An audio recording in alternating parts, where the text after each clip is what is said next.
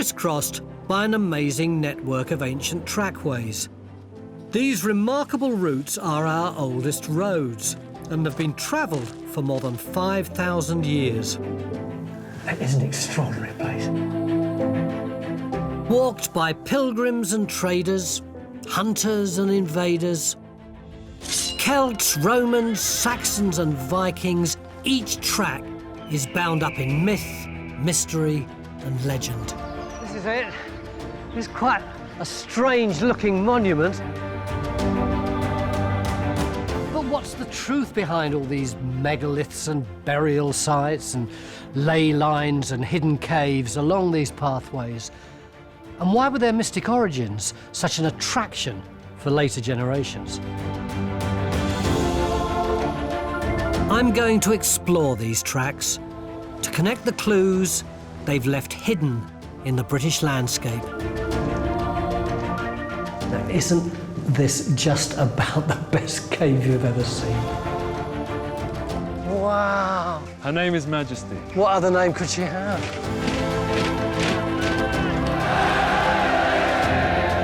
This week, I'm in Kent to explore the North Downs Way, once trodden by Caesar's armies and medieval pilgrims. I want to know what this journey can tell me about the history and legend of ancient Britain through the secret monuments and sacred places along its track. These are the paths our ancestors would have followed, the ancient trackways that we can still walk today.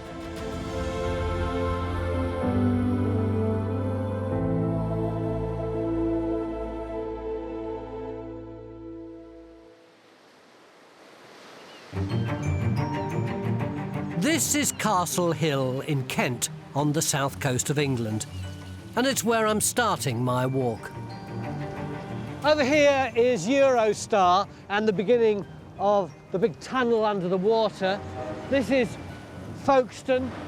Beyond it is the English Channel, and beyond that, the start of the EU, quite a long way away now. And here is the beginning of the North Downs Way, a great chalk escarpment. You can see a chalk cliff just there. This place has always been where traders, travellers, pilgrims meet up. And for thousands of years, if you wanted to get further inland, then you went along that pathway.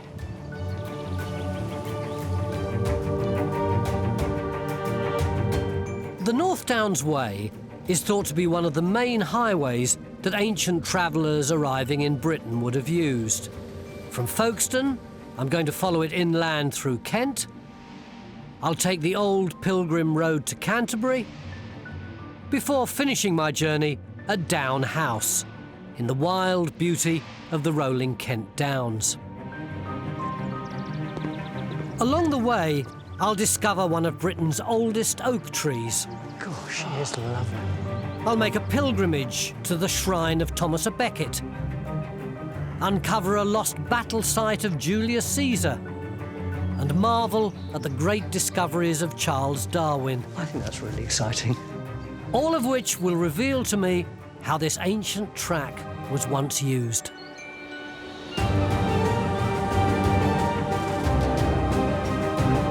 On the coast at Folkestone, my first stop is a 3,000-year-old archaeological find, precariously balanced on a cliff edge and in a race against time. This is the very, very beginning of the North Downs Way. You can see the sea just there, and as you can imagine, it's eroding these cliffs really fast, which is why you've got this spoil heap here, and over here an archaeological site, because if this stuff isn't dug up pretty soon, it's going to end up at the bottom of the sea. But it turns out to be a really, really interesting site. Andrew, can I borrow you just for a moment? Yeah, sure. Andrew, there's a lot of these curved things here, curved stone things. Yeah. Can you explain to me what they are? These are late Iron Age rotary quernstones. That's grinding stones for corn. Yeah, they're for grinding corn into flour to make bread. Absolutely essential to daily life for everybody in the Iron Age, really. But there must be more than one household, I would have thought. You've got, well, how many have you got here? There must be at least a dozen. At least a dozen, but actually from this site, we've probably recovered 300 or 400 over the years. 300 or 400? Yeah. So if you found so many, and so many that are broken, it sounds as though they're actually making them here. Yeah, this is a really special thing about this site. This is the production site. From what I know about archaeology, I would have thought that evidence of large-scale Iron Age production was pretty rare. It is. This is probably the only quern production site that we've actually excavated. This is the modern-day one? This is the replica. It's fascinating that 3,000 years ago, our ancestors were manufacturing these essential tools on an industrial scale and then distributing them throughout the country and beyond. Start grinding it down. I'll lift it up and let's see, because I can see some white there. Oh, fantastic. Starting to happen, but it's quite hard work. Yeah, but we can see it does work. Yeah, it does work. But what about the North Downs Way? Is there any evidence that they use that as a trading route? Well, I think most of the querns produced here went out by sea, but we do find them inland in Kent, and you can't get by boat to Ashford. The only really big, long-distance, strategic way we know of at that time was the North Downs Way. So this is really exciting. Iron Age entrepreneurs were trading out of this busy site, dealing directly with Europe across the sea, but also taking their business inland along the North Downs Way. A lot of people say that Folkestone got its name from the fact that of all the places round here, that was the area where the folk got their stone. It's certainly a notion that would have appealed to the late 19th, early 20th century writer Hilaire Belloc, who, in a sense, was the man who rediscovered that pathway. In 1904, Belloc penned The Old Road to describe an ancient trackway across the North Downs. Born in France but raised in England, he was a prolific writer, a politician, and a devout Catholic. But he's also a poet I remember fondly from my childhood.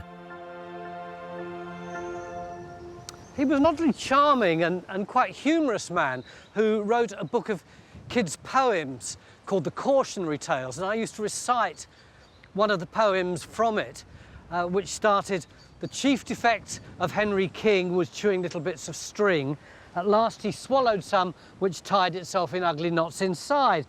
But more to the point, he wrote this book, The Old Road, in which he argued that our pathway is actually a natural chalk ridge that runs all the way from Farnham to Dover.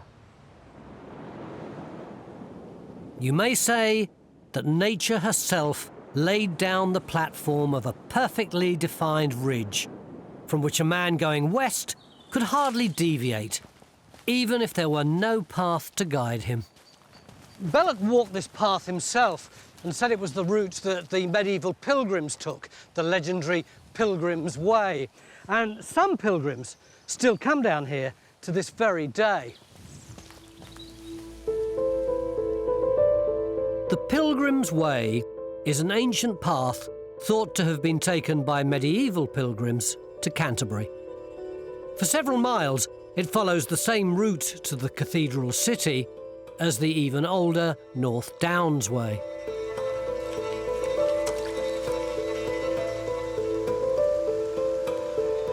Pilgrimages have always been journeys of spiritual significance, a connective link between holy places. And even today, modern pilgrims still travel this path to seek their own sacred places en route.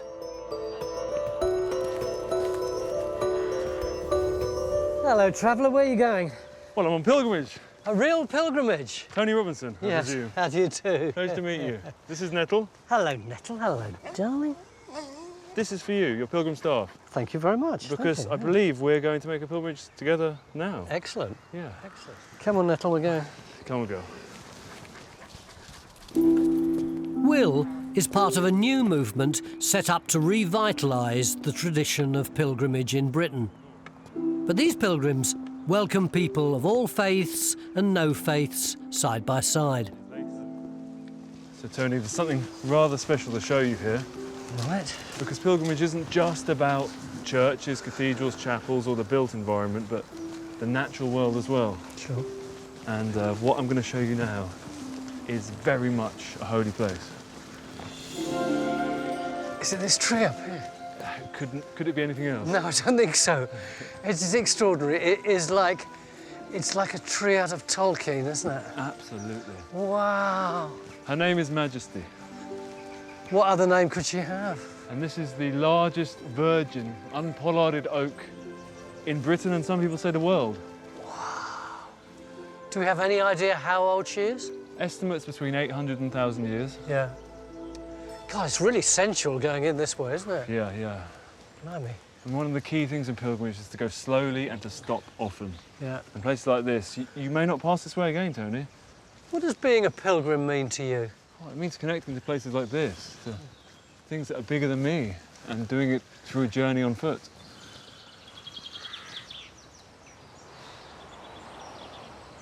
It is lovely touching something alive that has been alive for the best part of 1,000 years. And there's one more thing I like to do at a place like this, Tony, which is to give a gift. And I've brought one for you, actually. This is 925 British silver, 100 years old. And there's a hole on the other side of the tree. And we could just fling in our coin as some sort of gesture of humanity to non-humanity. Yeah. And that's the sort of absurd gesture that pilgrimage is all about. Got a threepence for you. There you go. Don't spend it all at once.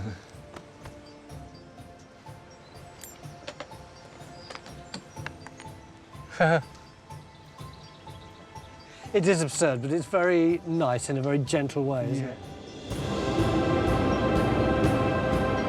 Back on the track, I enter King's Wood, an infamous place that offered perfect cover for the thieves and robbers that preyed upon pilgrims on the road.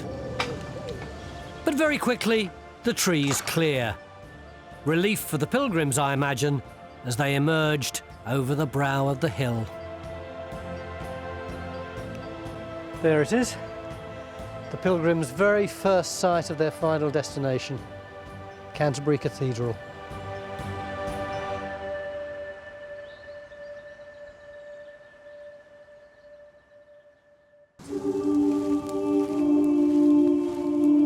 For devoted medieval pilgrims on their long, lonely journey across England, the beckoning call of the cathedral city of Canterbury was irresistible. In his book, The Old Road, Hilaire Belloc called Canterbury the rallying point of all the roads from the coast. Like many of the pilgrims, I'm following the track from the west through the North Downs.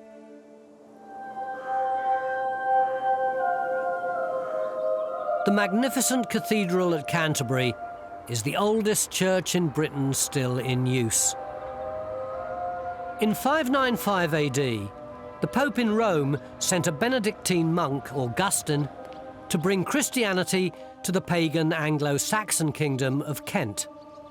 Augustine established a church and became the first Archbishop of Canterbury.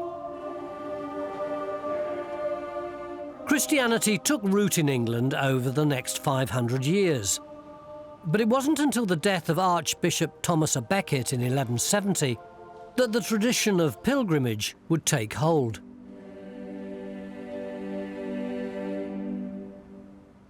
Today, the 7th of July, is a special day in honour of St Thomas Becket. That's why these candles are lit. They mark his shrine. He was an Archbishop of Canterbury, and he had a row with King Henry II, whose supporters murdered him, and Thomas became a saint. And it was to pay homage to him that all the pilgrims came here. And you can see how many there must have been. Look, you see this sort of runnel here? That's tiles that have been eroded by the knees of all the pilgrims who've knelt in front of St Thomas. There must have been thousands and thousands of them. And thousands of pilgrims making donations for the privilege of visiting the shrine meant good news for the church. Incredibly, even though it's almost 1,000 years ago, every penny was accounted for. Here we have accounts for the year 1200 to 1201, and they detail the monies received as offerings at the various shrines and places in the cathedral. What sort of money were they making? Well, for the tomb itself, we've got the figure here of £431. So, assuming a donation of 1 penny per pilgrim, that is over 100,000 pilgrims, and that's just to the tomb. It's a very rough way of estimating. Yeah, yeah. But I suppose some wealthy people would have come here and flashed the cash around and given far more than simply a penny. Of course. This is a donation made by Louis VII, King of France, when he visited the cathedral in the year 1179, which is recorded in the charter. So Louis VII came to pray at Thomas's tomb for the recovery of his son, who was gravely ill. His son recovered, and as a thank offering, Louis issued this charter, and the charter grants the monks of the cathedral a large quantity of good French wine. I bet they were happy about that. I think they were delighted, yes.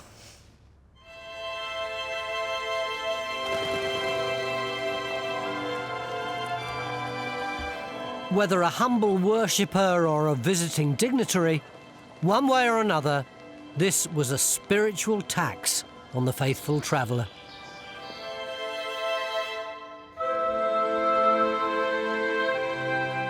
I'm back on the road out of Canterbury at the village of Harbledown.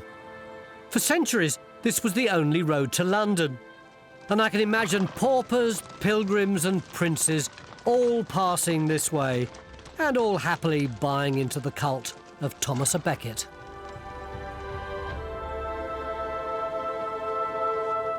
This hatch is brilliant. Inside it, in the Middle Ages, there was a holy relic, the shoe of St. Thomas Becket, which apparently he'd left in a nearby well. And if you were a pilgrim and you were walking past, and if you knocked on the hatch, it would open and a leper's hand would come out holding the shoe, and if you kissed it, then your life would be full of blessings, provided you gave the leper a few bob, of course. The hatch is on the outside wall of a medieval leper hospital, where weary pilgrims would have passed. It's strange that a place like this would have been a resting point for travellers, but I've been told that there's something even more curious in the grounds. I'm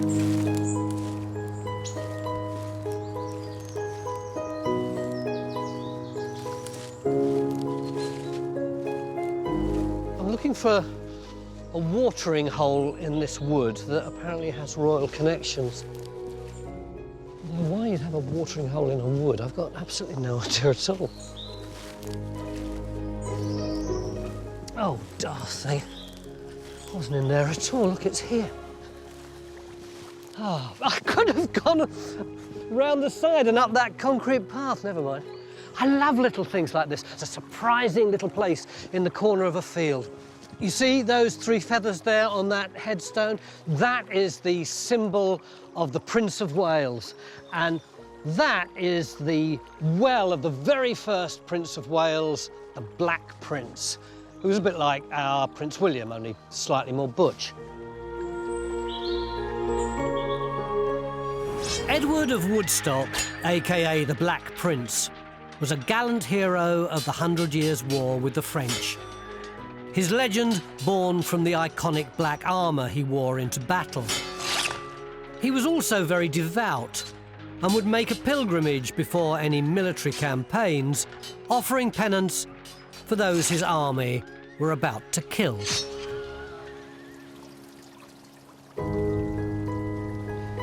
The story goes that towards the end of his life, he had this really bad eye affliction, and he was coming past this place, which was already a popular drinking place for the pilgrims on their way to Canterbury, and he dipped his hands into the water and pressed his fingers onto his eyes,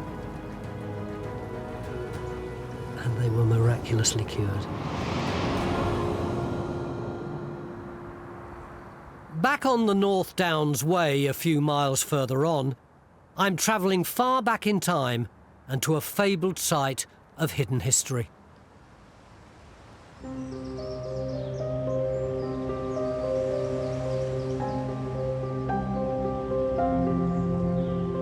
1,500 years before the Black Prince's army rode through here, and 600 years before Augustine established Christianity in Britain, it wasn't Canterbury that dominated this landscape.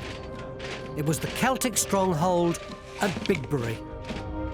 And by following the North Downs Way into the heart of this woodland, I'm walking on the warpath of one of Rome's most famous sons, Julius Caesar.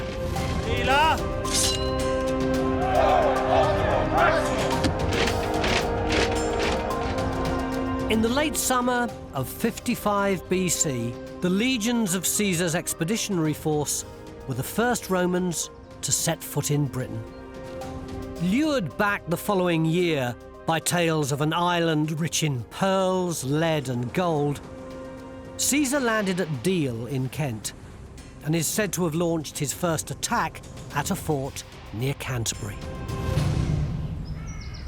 There's no physical evidence of Caesar in Britain, but he wrote an account of the campaign, and it's traditionally thought that the big battle took place just up there. And I think you'll see why.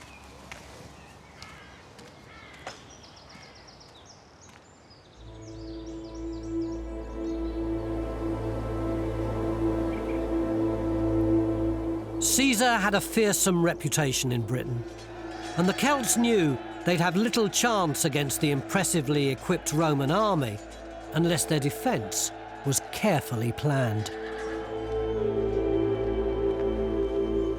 This place is called Bigbury, and you see that slope up there? That's a defensive earthwork, and this is what Caesar said about the battle in his conquest of Gaul.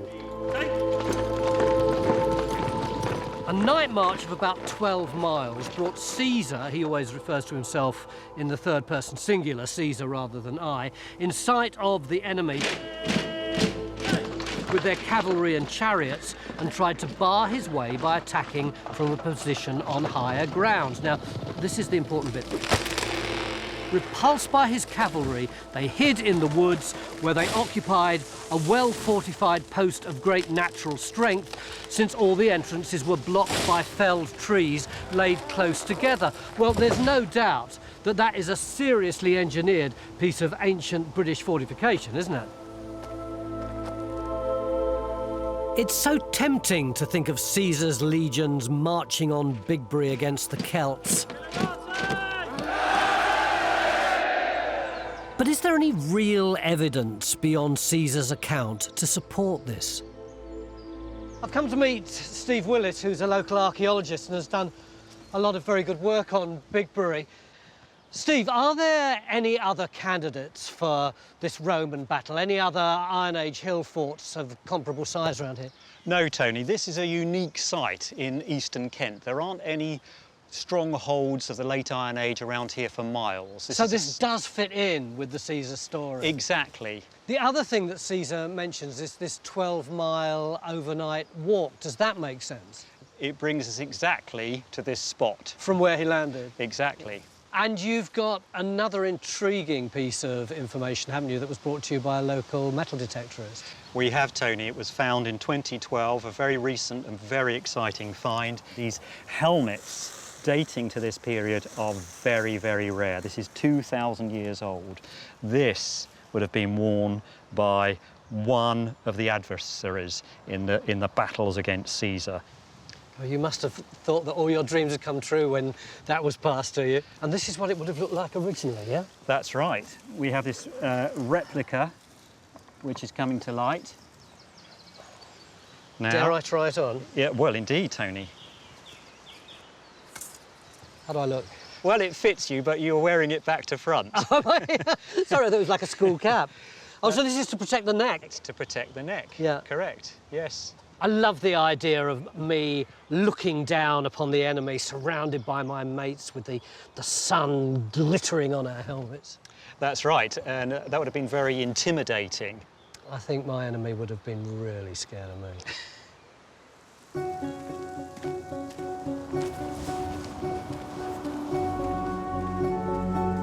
The Romans did eventually conquer Britain in 44 AD and ruled for nearly 4 centuries. They gave us new towns, canals, viaducts, and would have used the very track I'm walking on before building their own roads, hard and straight, across the countryside. The North Downs Way is entangled in the legacy of the Roman occupation. Yet sometimes it isn't the great monuments, but the tiny clues that reveal something extraordinary about this ancient track.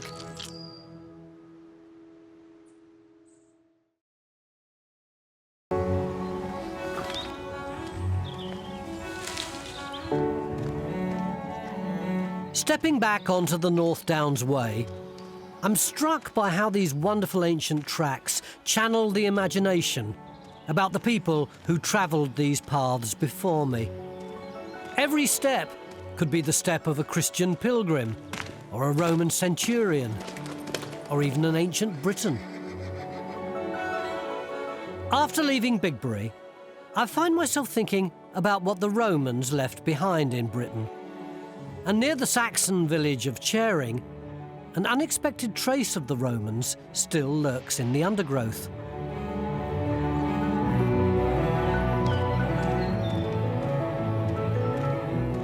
Normally along here on the track, you can find intriguing creatures, but knowing my luck, I'll not be able to find any now.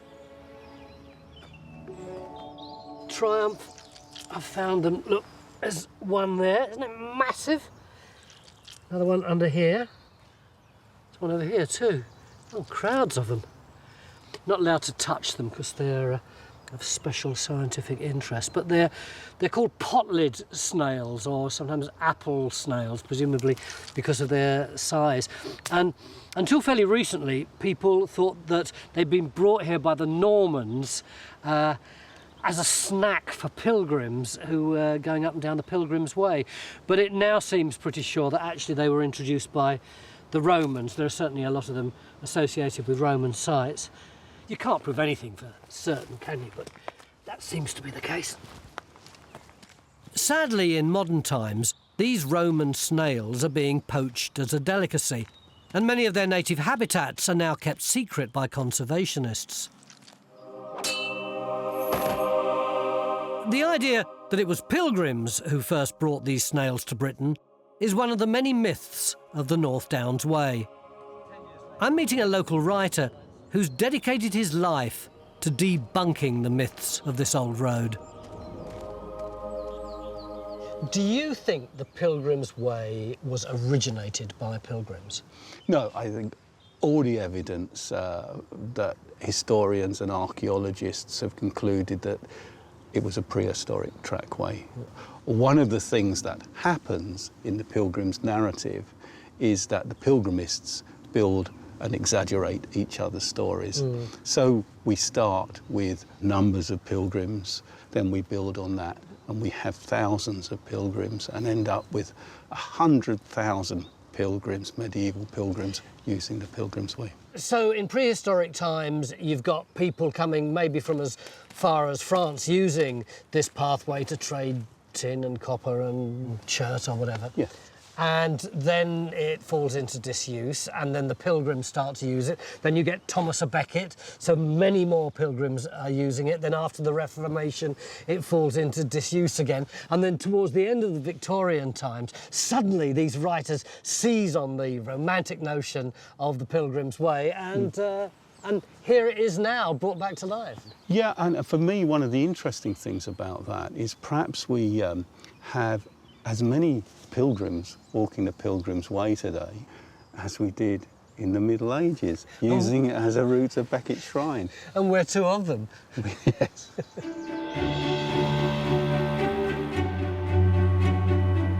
I'm a different kind of pilgrim. My journey is taking me in the opposite direction. It's funny though, wherever you are on this pathway, there's always some sort of religious symbol nearby.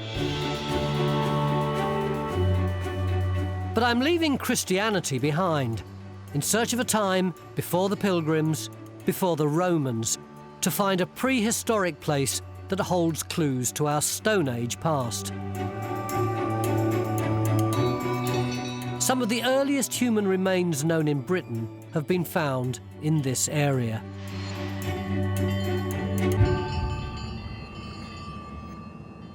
This is the epic landscape of the Medway Megaliths.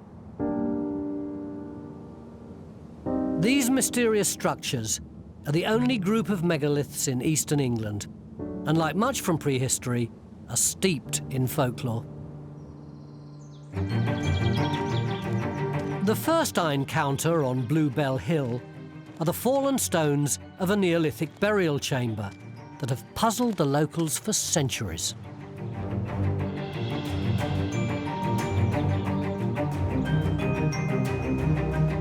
It's said that it's impossible to count the number of stones on a megalithic structure. These ones are called the countless stones, and you can sort of see the problem. Little stones would get buried under the big ones, some stones would be under the earth and only occasionally reappear. In fact, there's a story about these stones, which is that there was this smart baker who decided he would work out how to count the stones. He baked a whole lot of loaves of bread, and he put one loaf of bread on each stone.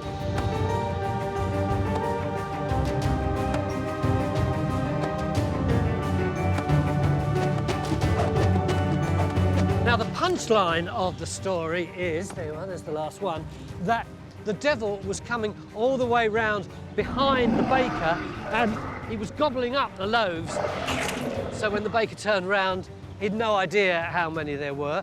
Another version has it that the devil took just one away, so he got the count wrong. Another says that the devil disguised himself as a loaf. Hello! And again, the baker got the number wrong. The fourth one is the most dramatic. He gets the number right, the crowd gathered all around him, and just as he's about to announce what the number is, he keels over and dies. That was pretty realistic, wasn't it? Except that now I've got to go around again and put all the loaves away. The story of the countless stones is only a bit of fun, but later generations have always projected their legends onto these stones because in the mists of time, their original power and purpose has been lost. Hi, Chris. Oh, hello. You're not lost, are you? You know I'm not lost. I want to glean from you your fantastic story. Chris lives over there in that lovely house, and at the bottom of his field is this wonderful stone, which is a stone of great significance. It is indeed, because this is the White Horse Stone of Kent. Yeah. 5,500 years old, like all the other graves in the area. But there's a story associated with this one. Oh, yes, this is a little bit special, this stone, because many years after it was used by the Neolithic people, it was used by the Saxons, who first arrived in the country about 455 AD. And what happened was the Saxons landed, they wandered round in Kent for a couple of weeks, and they ended up here. Which marks the site of a very important battle which may well have taken place in that field. Oh, indeed, yes, that's right. There was a huge battle between the Saxons and the Britons, and the leaders were Vortigern on the British side and his son Cadogan. On the Saxon side, they were the brothers Horsa and Hengist. So on one hand, you've got the newcomers, the Saxons, led by Hengist and Horsa, and on the other side, you've got the Romano-British, who were here after the Romans left. Absolutely, yes. The battle was dramatic. Many hundreds of people were killed on both sides. Very big battle. And both of the chieftains or kings were killed as well.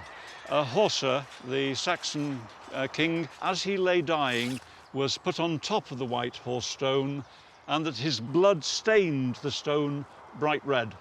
which means that even today the flag of Kent is a white horse on a red background. And it's all because of this stone. All because of this stone that you see here, yes. Amazing. Thank you. See you.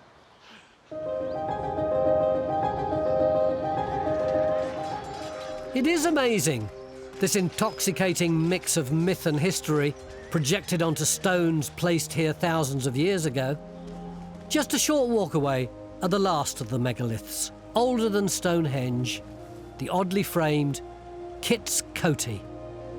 Around here, you've got the only collection of prehistoric megaliths in eastern England. Megaliths just means large stones, but these ones are the entranceway to a huge barrow that stretched 70 metres in that direction, and inside it there were a lot of burials. Now you can see it's surrounded by this metal fence, and that was put up by the Victorians to try and make sure that it didn't get covered in graffiti. But can you show them all that graffiti there? That's Victorian, so it kind of failed. And instead, what you've got is 3 large stones surrounded by a monument to Victorian wrought ironwork. It's such a Victorian thing to do, to build a fence to simply keep people away. But my journey on the North Downs Way will take me to the home of a quite extraordinary Victorian mind, one who would take us even further back in time, to the beginning of life on Earth.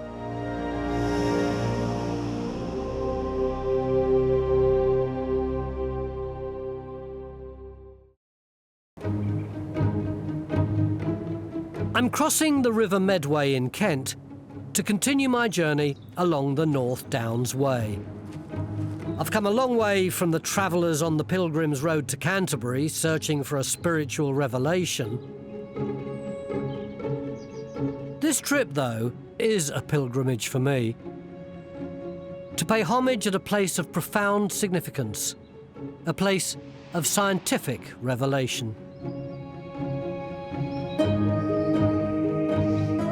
My last stop on the North Downs Way, it's true, it's getting hot now, is at the house of someone who knew these downs intimately and drew a conclusion from them that turned religion on its head.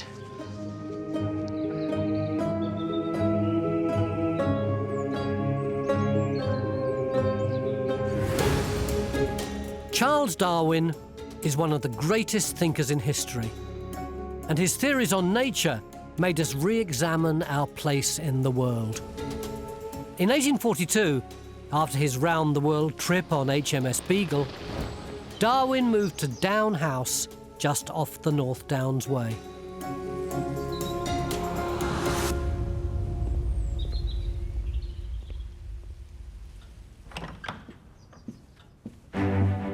Down this corridor is something I've always wanted to see.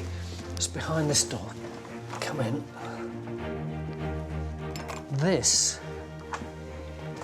is the study that belonged to Charles Darwin, the Charles Darwin. I suppose you'd have expected all this kind of bric-a-brac on the walls, the maps and the skulls and the books. This dog basket belonged to his little white terrier called Polly, who'd lie curled up here while he did his work. And I love this detail. Come over here. Have a look in there. This is where Charles Darwin did his ablutions, his shower and washing his hands and his potty and everything. You don't think of him doing that kind of thing, do you? And this is his table with his microscope on it and lots of string holders for some reason, tickets and notes. And he would sit here overlooked by some of the greats of his age, like a kid's pop posters on their bedroom wall. That's Hooker, the biologist, that's Lyell, the geologist.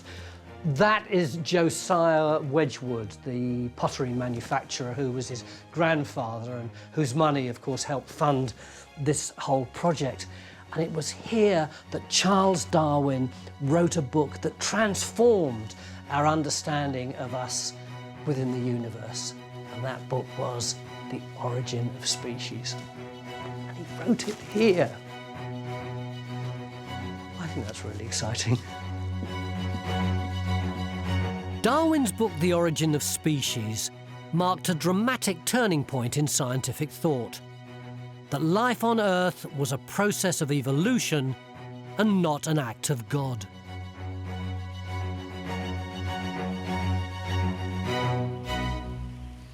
From Down House, Darwin could gaze upon the North Downs and reflect on the experiments that he'd created to test his theories.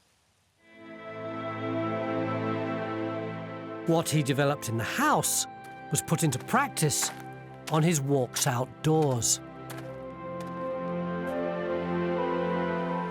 One of the things that virtually all writers and philosophers and poets agree on is that walking helps you think. In fact, in some languages, the word for travelling is the same as the word for thinking. Darwin even created his own trackway in the grounds of the house, and he regularly walked this circular path, including 5 times at lunchtime. But in order to keep track on the number of times he'd been round, he had a pocket full of stones, and at the end of each circumlocution, he would put a stone down, which ought to have worked really well, except his kids would come along and kick the stones and chuck them away, so his system was completely blown. Nevertheless, some of his greatest ideas emerged on this very path.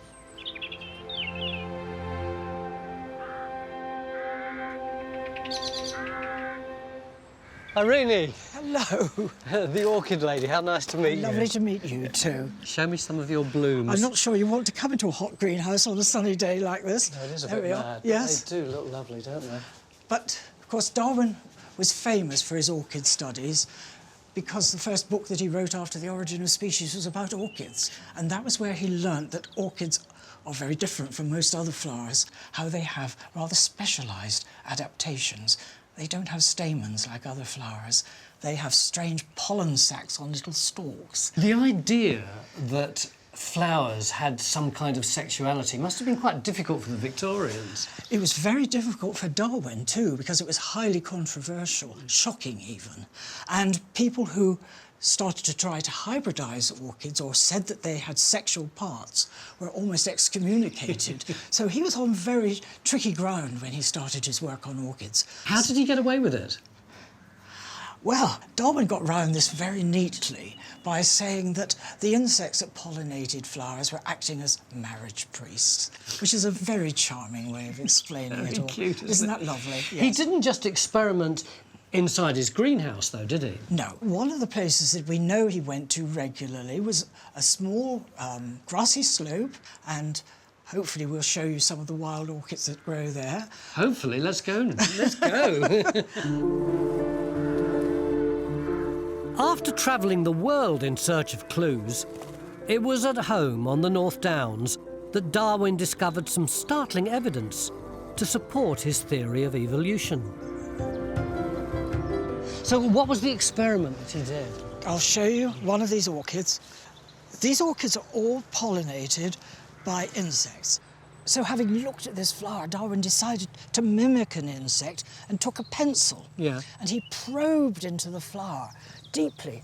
And then when he withdrew it, to his astonishment, on the pencil were a pair of little stalked pollen sacs, the orchid's pollinia. So it was opening itself up in a very sexual way to the bee. Yes. So that the bee could then take the pollen, move off to another orchid and Yes. fertilise that one. And what happens is the bees are a bit put out by this. Yeah. You know, suddenly, on their head, these strange club-shaped structures are stuck on. Yeah. And you can watch them backing away, and they're so disturbed that they very often fly to a completely different plant, really then ensuring cross-fertilisation between 2 separate plants.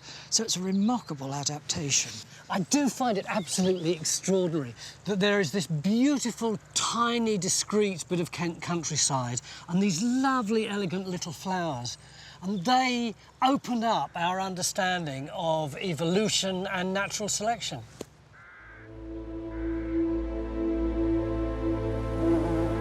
I've been on a journey exploring faith and superstition. But there's a nice irony I love here. I've ended up with a great man of science and reason. Charles Darwin was a traveller on a quest for knowledge and the answer to the fundamental questions of our existence.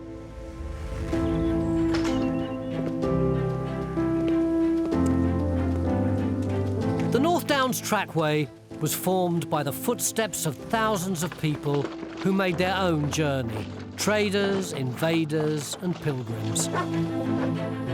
And today we still walk this path, partly to pay homage to all its previous travellers, and partly, like pilgrims, to continue the search for something of our own. You see a path like this one, and it feels like it's been here forever, doesn't it? But of course, every path starts with someone wanting to go from A to B across virgin territory, and then someone else goes in the same direction, and someone else, until hundreds and thousands of people have done it, and it's worn and there in the landscape. And then maybe after a while, people don't want to walk that way anymore, and it starts to fall into disuse, and eventually you can hardly see it. And then maybe hundreds of years after that, someone else wants to go from A to B for an entirely different reason, and then more people do and more people do, until eventually it's like a huge scar. It's become part of our country, part of our landscape, part of our culture.